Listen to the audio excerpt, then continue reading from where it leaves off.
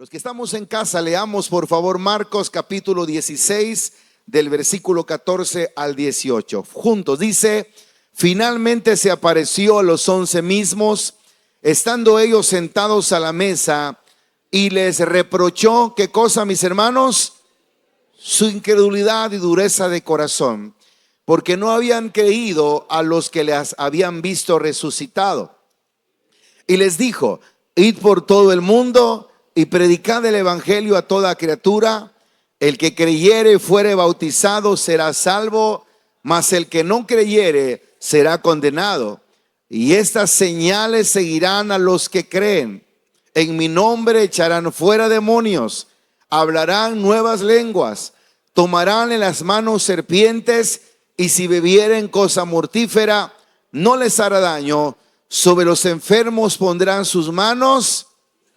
A ver, después de ese punto y coma último, ¿cómo dice? Sobre los enfermos pondrán sus manos. Vamos a leerlo una vez más, esa última frase. Dice: sobre los enfermos pondrán sus manos. Hoy vamos a ver un artículo de fe que como iglesia cristiana tenemos, que se llama sanidad divina. Por favor, dele la mano a su vecino, dígale: qué bueno que viniste. Hoy vamos a hablar acerca de la sanidad divina. ¿Puede ocupar su lugar, por favor? Y si usted esta mañana nos visita o a través del Facebook es la primera vez que está sintonizándonos, o por alguna razón se había perdido estas enseñanzas, quiero decirles, mis hermanos, amigos, que estamos hablando acerca de lo importante que son los artículos de fe. Por eso a mi espalda usted se verá que tiene el lema de la serie que se llama Nuestros Fundamentos. Ya llevamos aproximadamente 2 meses con esta serie, en la cual hemos estado viendo acerca de cuáles son nuestros fundamentos como cristianos. Y como nuestros fundamentos tenemos la palabra de Dios, que es lo que creemos acerca de la Trinidad de Dios. Creemos en los dones, en los ministerios, creemos en el hombre que se depravó, ¿verdad? Y cómo Jesucristo vino a traernos salvación.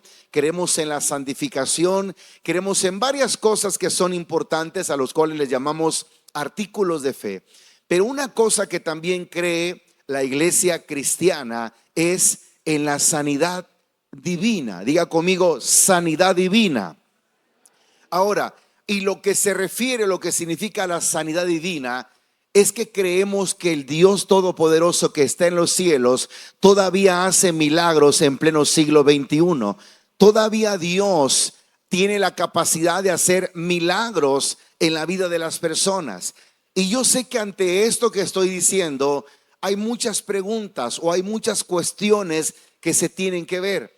Pero yo quiero hablarles de cómo es que es importante saber que nuestro Señor Jesucristo, antes de irse al cielo, porque estas palabras que Jesús está diciendo antes que se vaya al cielo, les dice a sus discípulos: vayan y prediquen el evangelio a toda criatura. Aparte que les reprocha la incredulidad de ellos, la dureza en su corazón, porque él ya había resucitado, y los mismos discípulos no creían que Jesús había resucitado. Entonces, después de que les dice: oigan, ustedes no creyeron, les da algunas indicaciones, ¿saben? Vayan y prediquen, hagan discípulos, lo que dijimos hace un momento. Pero hay una frase que dice muy poderosa, y dice: y estas señales seguirán a los que creen. La sanidad, hermanos, es parte de las señales que Dios dejó instituidas o dejó estipuladas en su palabra, que nos iban a seguir. Ahora, ¿qué es lo que nosotros tenemos que hacer? ¿Cuál es nuestra responsabilidad? ¿Sanar a las personas? No, nuestra responsabilidad es creer. Nuestra responsabilidad es orar y dejar a Dios que Él haga lo que tiene que hacer. Porque ante estas situaciones que voy a compartirles, Dios tiene un propósito. Y acuérdese de esto: en el propósito de Dios, nosotros tenemos que escuchar la palabra, creerla o recibirla, obviamente, y saber que Dios dejó esto con un propósito. Mire, no solamente cuando Jesús se iba, les dijo a los discípulos: ¿saben qué? Por ejemplo, van a tener señales, estas señales seguirán a los que creen. en mi nombre echarán fuera demonios, hablarán nuevas lenguas, tomarán en las manos serpientes y bebieren cosa mortífera. No significa que vas a andar tomando cualquier cosa incorrecta, no. Si de casualidad esto pasara. Pero dice el versículo, o al último dice, sobre los enfermos pondrán las manos y sanarán. Es muy probable que entre los que estamos aquí haya personas que hayan orado por enfermos y hayan sanado. Eso no lo atribuimos al poder de un hombre. Eso se lo atribuimos al poder del Dios Todopoderoso, que dijo, sobre los enfermos pondrá las manos y sanarán. ¿Por qué para nosotros como Iglesia Cristiana Pentecostés es un artículo de fe? Porque hay iglesias las cuales no creen en la sanidad divina. Yo no estoy aquí para criticarlos a ellos o decirle, mira, ¿cómo es posible? Yo estoy acá como responsable para hablarle lo que nosotros creemos. Lo que ellos crean obviamente tendrán sus fundamentos, tendrán sus porqués, y yo creo que hay que respetarlo. Pero como iglesia nosotros hemos escuchado, hemos sabido de casos, hemos visto la mano de Dios, cómo se mueve cuando creyendo nosotros oramos por los enfermos y estos pueden sanar. Ahora, repito, esto no solamente Jesús lo dijo al final cuando ya se iba, sino aún cuando llama por primera vez o en primera instancia a los discípulos, Él les da autoridad, pero también les da la bendición de poder sanar a los enfermos. Vaya por favor conmigo a Mateo capítulo 10, versículo número del 1 al 4, y hoy vamos a analizar ahí también cómo es que Dios nos deja esta porción de la palabra. Versículo 1, el Evangelio de Mateo capítulo 10, versículo 1, dice: entonces llamando a sus 12 discípulos, está hablando de Jesús, les dio autoridad. ¿Sobre qué les dio autoridad, hermanos? Sobre los espíritus inmundos, para que los echaren fuera y para sanar toda enfermedad y toda dolencia. ¿A quiénes les dio esta autoridad? ¿A quiénes, sobre quiénes puso este poder? Versículo 2. Los nombres de los 12 apóstoles son estos: primero Simón, llamado Pedro; Andrés su hermano; Jacobo hijo de Zebedeo; Juan su hermano; Felipe; Bartolomé; Tomás; Mateo el publicano; Jacobo hijo de Alfeo; Lebeo por sobrenombre Tadeo; Simón el cananista; y Judas Iscariote, el que también les entregó. Todos ellos, hermanos, tenían esa habilidad, ese don, esa gracia, ese poder, porque Jesús dijo, ¿saben qué? Ustedes van a delegarles, o se les va a delegar esa autoridad. En el versículo 1 dice: entonces llamando a sus 12 discípulos, les dio autoridad sobre los espíritus inmundos para que los echasen fuera y para sanar toda enfermedad. Ahora, muchas personas dicen, no, pero es que esto solamente era sobre los apóstoles. Pero sin embargo, nosotros también dice, estas señales seguirán a los que creen. Ahí es donde Dios, o donde nuestro Señor Jesucristo abre este panorama, y no solamente se lo da, o esta autoridad es para aquellos que eran los discípulos, porque probablemente puedan haber personas que digan, no, pero ese era para el tiempo de Jesús. Pero acá nos está tomando en cuenta a nosotros también, porque dice, esta señal seguirán a los que creen. Esta señal seguirán a quienes, dice. A ver, dígalo más fuerte. Estas señales seguirán a quienes. Sin embargo, nosotros que estamos en este lugar, a veces nos podemos hacer algunas preguntas. A veces nos preguntamos por qué entonces la gente no sana. ¿Por qué pareciera que unos sanan y otros no? ¿Y por qué pareciera que le echamos muchas ganas por orar por la gente si el mismo Señor Jesucristo lo dijo? Déjeme decirle algo antes de pasar a ese punto, porque probablemente algunos tal vez no saben acerca de las sanidades que Jesús hacía. Pero en los evangelios encontramos cómo es que Jesús hacía cosas maravillosas, como por ejemplo Mateo capítulo número 8, Lucas capítulo número 8. Vamos a leer el versículo 8, o versículo 40, para que nosotros nos demos cuenta cuáles eran los milagros que Jesús hacía. Sé que la mayoría sabe lo que Jesús hacía, pero no quiero dar por obvio que todos lo saben, sino también tomar en cuenta aquellas personas que tal vez, repito, nos han de escuchar por primera vez o están acá por primera vez y tal vez no tienen bien claro este mensaje. Lucas capítulo 8, versículo 40, por favor, nos habla de que cuando Jesús volvió, le recibió una multitud con gozo porque todos lo esperaban. Entonces vino un varón llamado Jairo, que era principal de la sinagoga, y postrándose a los pies de Jesús, le rogaba que entrase en su casa, porque tenía una hija única, como de 12 años, que estaba muriendo. Y mientras iba, la multitud le oprimía. Pero una mujer, ahí es donde quiero que me ayude a leer, pero una mujer que padecía de flujo de sangre desde hacía 12 años y que había gastado en médicos todo cuanto tenía y por ningún había podido ser curada, se le acercó por detrás y tocó el borde de su manto, y al instante se detuvo el flujo de sangre. Entonces Jesús les dijo: ¿quién es el que me ha tocado? Y negando todos, dijo Pedro y los que con él estaban: Maestro, la multitud te aprieta y oprime, y dices: ¿quién es el que me ha tocado? Lea por favor el versículo 46. Pero Jesús le dijo: alguien me ha tocado, porque yo he conocido que ha salido poder de mí. Versículo 47. Entonces, cuando la mujer vio que no había quedado oculta, vino temblando y postrándose a sus pies, le declaró delante de todo el pueblo por qué causa le había tocado y cómo al instante había sido sanada. ¿Qué fue lo que esta mujer hizo para ser sanada? Tocar el borde de su manto, tocar su vestidura.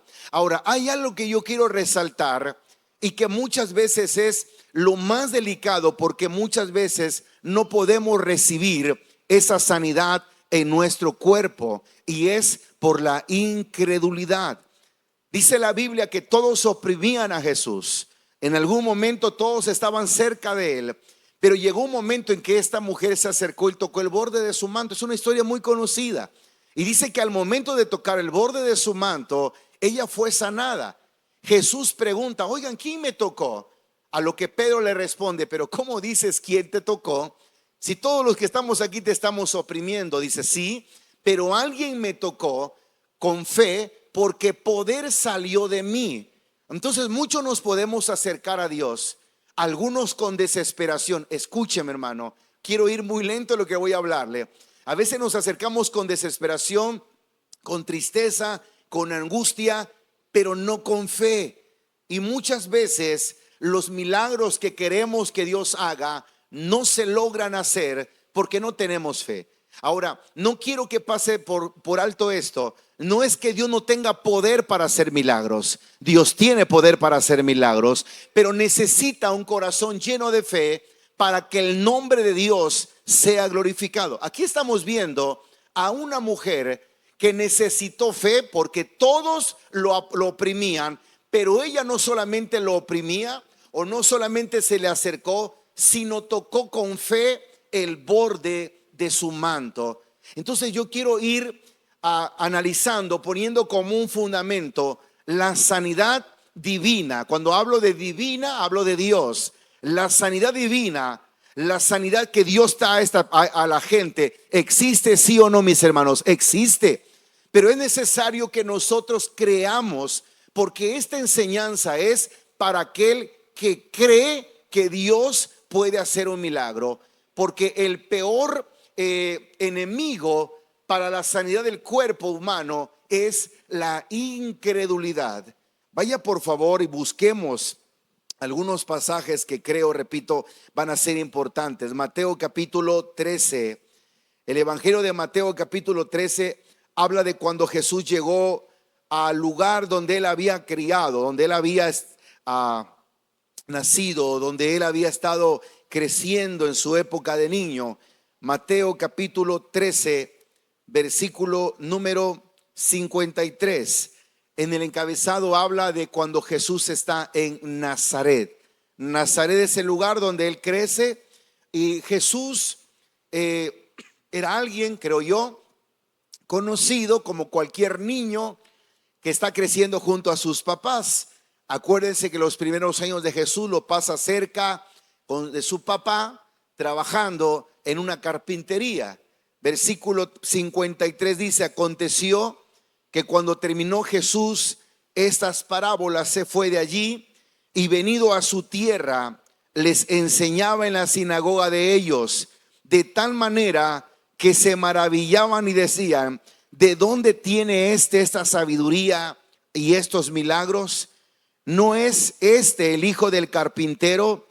¿No se llama su madre María y sus hermanos? Porque Jesús tuvo hermanos carnales: Jacobo, José, Simón y Judas. ¿No están todas sus hermanas con nosotros? ¿De dónde pues tiene todas estas cosas?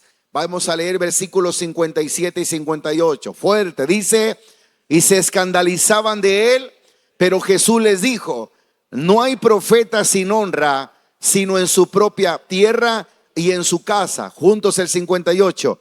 Y no hizo allí muchos milagros a causa. A ver, ¿cómo dice el versículo? Y no hizo allí muchos milagros. Es que no los escucho muy bien, hermanos. Perdón, quiero que amanecí un poco sordo con tanta agua de ayer, ¿verdad? ¿Qué dice el versículo 58? Perdón, hermano. Y no hizo allí muchos milagros.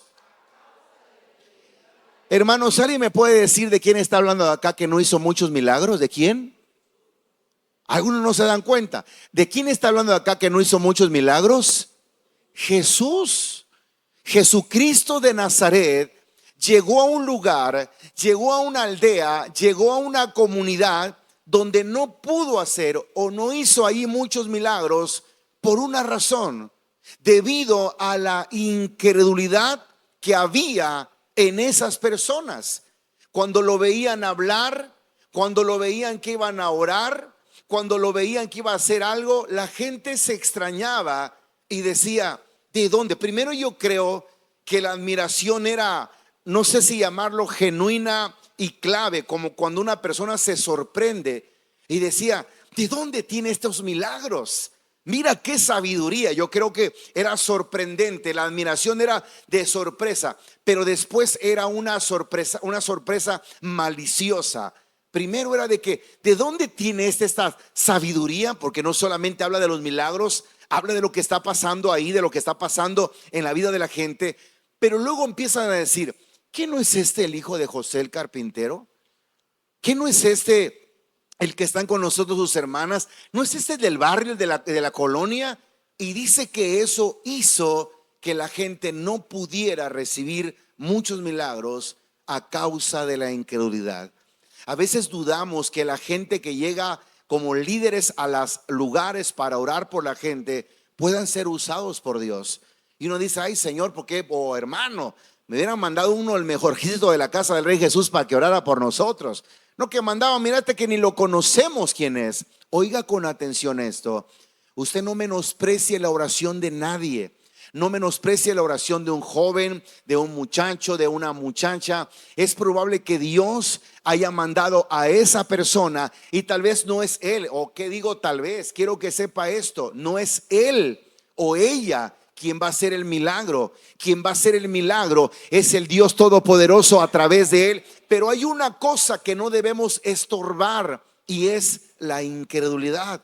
Por eso cuando Jesús hablaba de amar al prójimo, de bendecir a los que nos ofendían, de amarlos y de perdonarlos 70 veces, algunos discípulos le decían a Jesús: Señor, aumentanos la fe.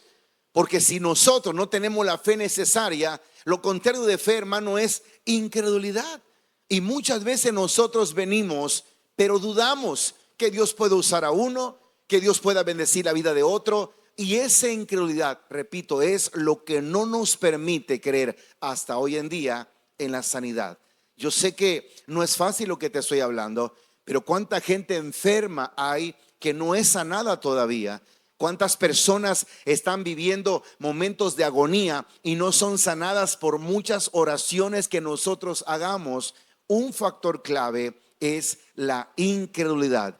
Pero hay otro también que es muy importante y quiero comentárselos. Oiga bien esto, otra cosa por las cuales las personas no sanan, aunque nosotros anhelamos esto, hermanos, porque cuando alguien nos dice, pastor, puede ir a un hospital, pastor, puede ir a orar por mi familiar, ¿sabe cuál es nuestro anhelo? Y por eso, aunque nos hablen de madrugada o nos hablen, vamos a orar. Nos ha tocado ir a horas difíciles de la noche, donde ya todo está silencio, donde ya estamos asueñados, donde las cosas están aparentemente tranquilas y hay que ir a orar. Y ahora muchos diríamos, pero ¿por qué no oramos ahí desde la casa, por teléfono?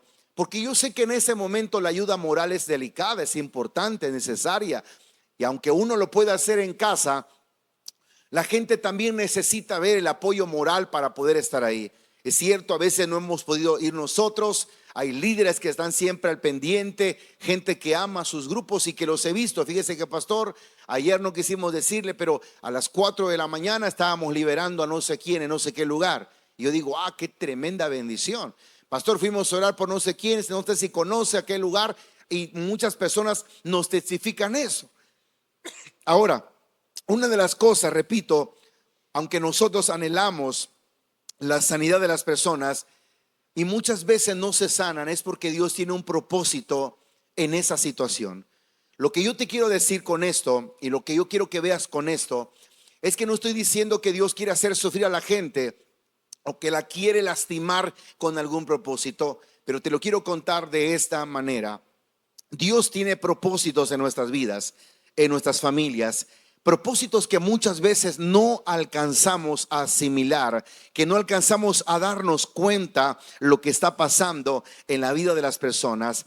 Pero quiero que sepamos que en la soberanía de Dios, algunas veces sana a las personas y otras veces no sana a las personas. Ahora, escúcheme bien, ¿qué significa la soberanía de Dios? La soberanía de Dios, o lo que se refiere a la soberanía de Dios, se refiere al atributo divino en el cual Dios tiene el control y la autoridad absoluta sobre todo lo que existe, incluyendo el universo. En pocas palabras, significa que Dios al que quiere lo sana y al que no, no. Pero a esa persona que no lo sana en algunos momentos, Dios permite que con un propósito, esa persona que conoce de Dios, porque déjeme decirle que también los cristianos podemos morir y vamos a morir un día, de un accidente, de una enfermedad, de lo que sea. Todos los que estamos aquí, un día vamos a dejar de existir. Que no queremos que sea lo más pronto posible, porque no tenemos prisa, dirá alguien, ¿verdad? Pero tenemos que estar preparados. A lo que yo quiero llegar es que muchas veces en la soberanía de Dios, Dios permite que llamar a su presencia con un propósito. Y les voy a poner, repito, algunos ejemplos. En Jesús es el camino, conocimos a un hermano que se llamaba Roberto Aquino. Nuestro hermano Roberto Aquino, el pastor Roberto Aquino, estuvo trabajando muchos años en Jesús es el camino. Era un pastor muy fiel, una persona que servía a Dios con todo su corazón, juntamente con su esposa. Y sus hijos, los hijos de este pastor, no querían nada. Algunos llegaban de repente, andaban en rebeldía, querían por ahí. Y cuando pasó lo de la pandemia, nuestro hermano Roberto Aquino fue llamado a la presencia del Señor.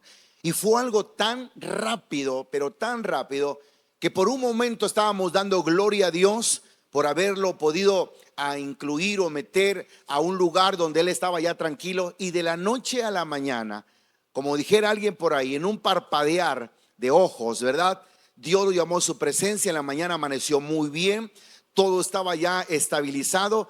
Y a las horas, sus hijos nos informaron por un teléfono que teníamos en WhatsApp que su papá, nuestro hermano Roberto, el pastor Roberto, había fallecido. Cuando fuimos a repartir las Biblias, no sé si se acuerdan que íbamos a varios estados, estando en la pandemia, y nos tocó ir a Oaxaca. Antes de ir a Oaxaca, el pastor Josué me dijo, tienes que ir a Juchitán a dejar unas Biblias que están en el idioma, no recuerdo cuál era. ¿Cuál es el idioma de dialecto de Oaxaca? ¿Se acuerdará alguno? Zapoteco, muy bien. Y también había otros dialectos que traían esas Biblias. Y nos fuimos con él. Para sorpresa mía, yo no sabía con quién iba a ir. Y me dice, ¿sabes qué? Va a ir el hermano Avi. Yo había escuchado de él, no sabía quién era. Avi Aquino era el hijo del pastor Aquino. Entonces tuvimos oportunidades para platicar, pero yo nunca abrí el tema de conversación para saber cómo estaba, porque a veces esas preguntas son un poco incómodas, son un poco ilógicas, tal vez hasta cierto punto torpes como para preguntar, aunque a veces no sabemos cómo hacer las preguntas y a veces le decimos, ¿y cómo están? Entonces yo me negué a preguntar hasta que dentro de la plática él me dijo, como ese jalón de oreja que nos acaba de dar el Señor, ¿verdad, pastor? Me dijo.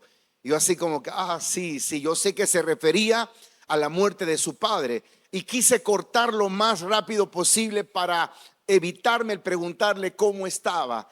Pero la plática se seguía dando, él seguía abriendo el tema. Y le decía, ¿y cómo estás, bendito muchacho? Le quería decir. No, dice, para mí fue un jalón de oreja tremendo, dice. Y él iba manejando tranquilamente. En ningún momento derramó sus lágrimas, se conmovió. Lo único que me dijo esa es la manera en la que muchas veces nos llama Dios, pastor. Yo le decía, pero tú eras cristiano, todo estaba bien, ¿qué pasó? Yo tratando de descubrir específicamente algo que está pasando para tal vez algún día compartirlo. No tenía planes de compartirlo hoy, pero me llamó la atención que me dijo, pastor, mi hermano y yo andábamos mal. Él andaba en pecado y yo también. Dice, andábamos muy mal.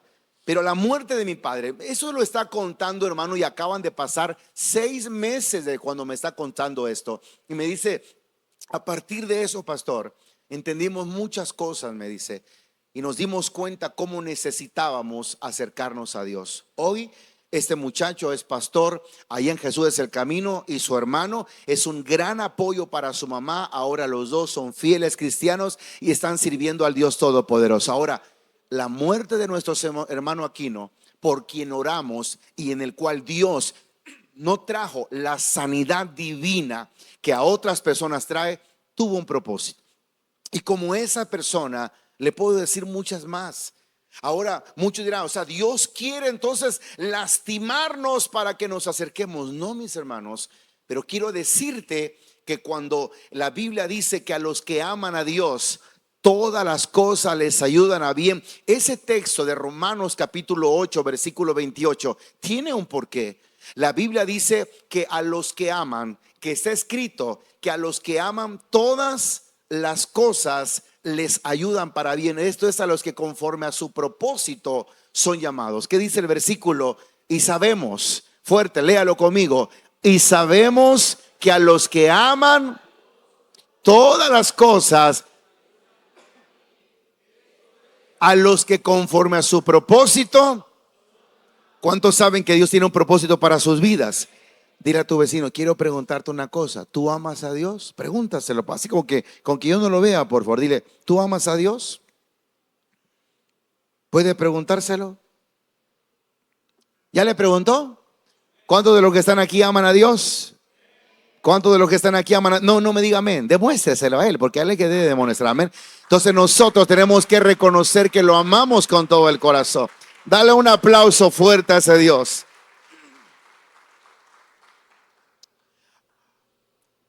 Cuando hay personas que sanan y nos damos cuenta que era un milagro, por ejemplo, aquí en la iglesia hay un hermano que se llama Antonio, nuestro hermano Toñito. Ese hermano lo iban a empezar a dializar ya, tenía horas de un día antes que lo habían empezado ya a dializar. Le dije, ¿sabes qué, señor don Toño? A partir de ahora su vida va a ser diálisis y vamos a empezar con un día sí o un día no porque está usted muy malo. Obviamente el desespero se hizo presente dentro de la familia de nuestro hermano y las cosas se empezaron a poner muy mal. Pero algo pasó ese día específicamente cuando empezaron a orar y empezamos a orar.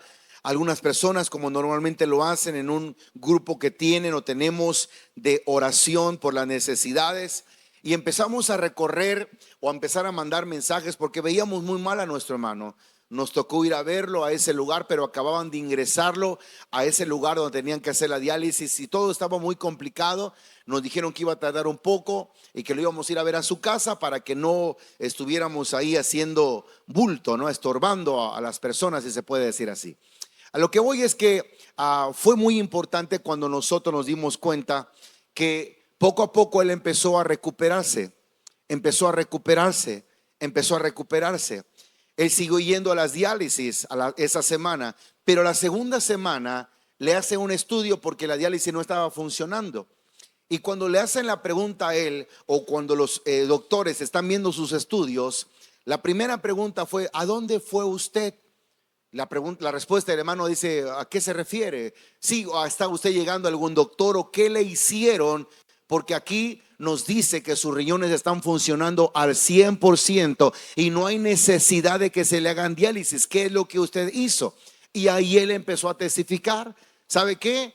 Tuvimos un tiempo de oración, algo pasó y él lloraba, hermano. Decía: sin duda alguna el Dios de los cielos me sanó y está haciendo cosas. Y le empezaba a compartir la palabra a la gente. Ahora, en Juan capítulo 11, versículo 1, hay un versículo del versículo 1 adelante. Hay un texto que quiero que consideremos y lo tomemos muy en cuenta. Juan capítulo 11, versículo número 1. Estaba entonces enfermo uno llamado Lázaro de Betania, la aldea de María y de Marta su hermana. María, cuyo hermano Lázaro estaba enfermo, fue la que ungió al Señor con perfume y le enjugó los pies con sus cabellos. Enviaron pues las hermanas para decir a Jesús: Señor, he aquí el que amas está enfermo. Versículo número 4, lea fuerte por favor. Dice: oyéndolo Jesús le dijo: esta enfermedad no es para muerte, sino para la gloria de Dios, para que el Hijo de Dios sea glorificado por ella. Repitamos el versículo 4 por favor. Dice: oyendo Jesús dijo: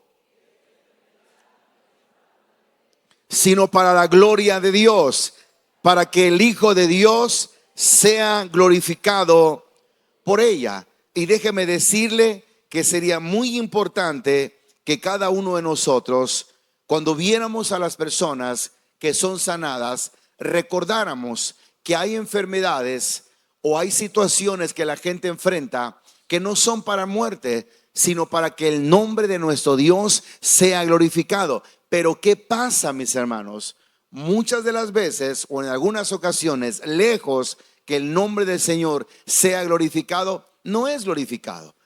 ¿Cómo es glorificado Dios a través de ese milagro? Bueno, cuando la gente sigue, cuando la gente se mantiene en su fe, cuando la gente avanza, cuando la gente dice: bueno, voy a seguir adelante. Pero desafortunadamente, espero no sea tu caso, mucha gente recibe el milagro y nunca más lo vuelves a ver en la iglesia. Dile a tu vecino: ojalá que eso no pase en tu vida, dile, porque por ahí me andan contando que a pesar de todas las bendiciones que has recibido, ya no querés venir a la iglesia. No le diga todo eso, por favor. Solamente era para que se riera un ratito, amén. Pero pasa, sí o no. Hay personas que están enfermas o van a salir de detalles con un propósito: para que el nombre del Señor sea,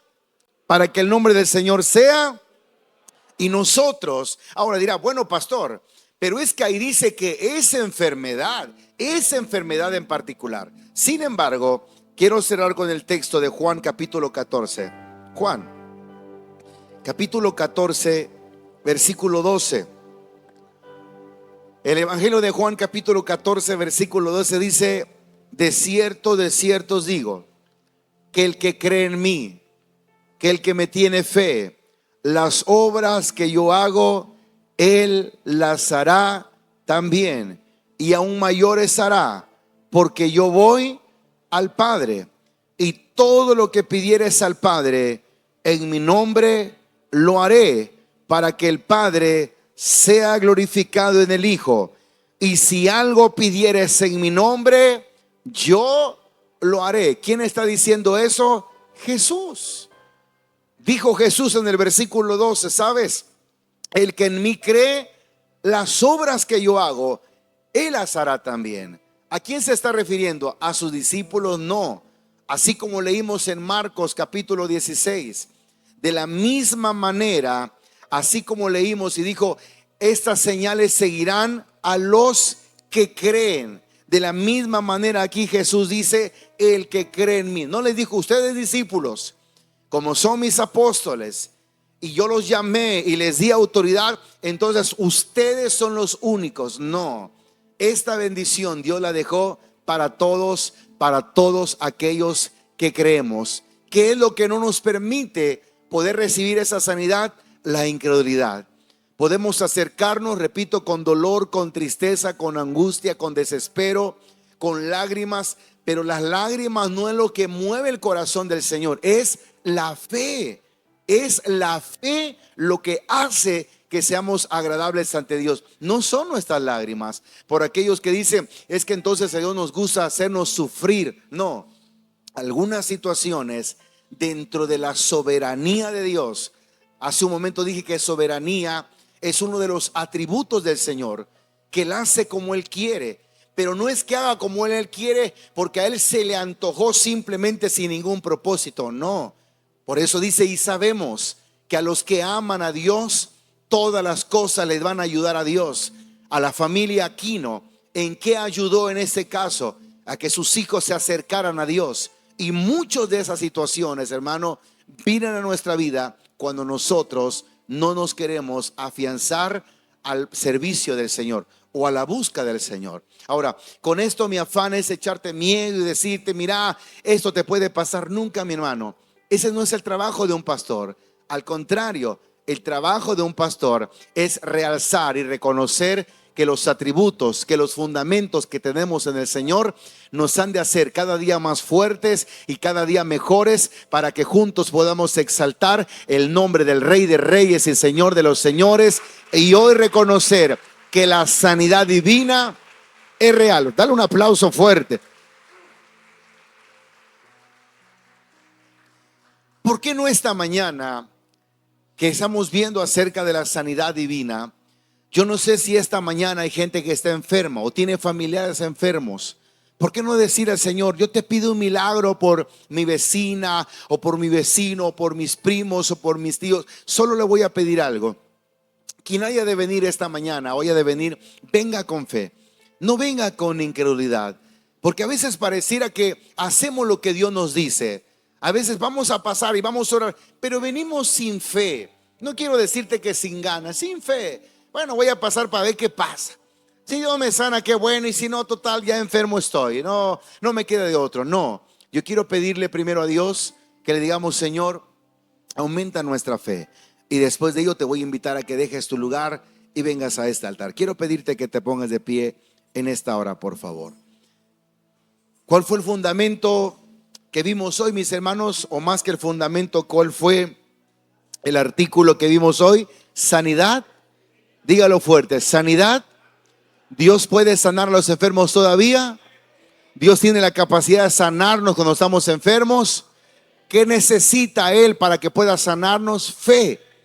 Porque en Nazaret, donde se encontró a personas que estaban dudando, dice la Biblia, y en ese lugar no hizo milagros por causa de la incredulidad de ellos. Yo creo que tenemos que decir a Dios, perdónanos. Perdónanos porque muchas veces no hemos tenido fe. Queremos que las cosas sean rápidas, pero no hemos tenido fe, y para acabar de completar, solo venimos por el milagro. ¿Cómo que solo venimos por el milagro? Claro, Dios nos conoce y Dios sabe cuando solamente venimos por la necesidad que tenemos, porque a Dios no lo podemos engañar. Al pastor sí, claro, lo puedes engañar. Oh, pastor, mire, de aquí, pues echarle ganas. ¿Sabe quién lo conoce? Dios. Si es así, qué bueno. Y si no es así, arregla la situación. Tú y Dios. Porque la sanidad divina o la sanidad de Dios es real, aún en este pleno siglo XXI.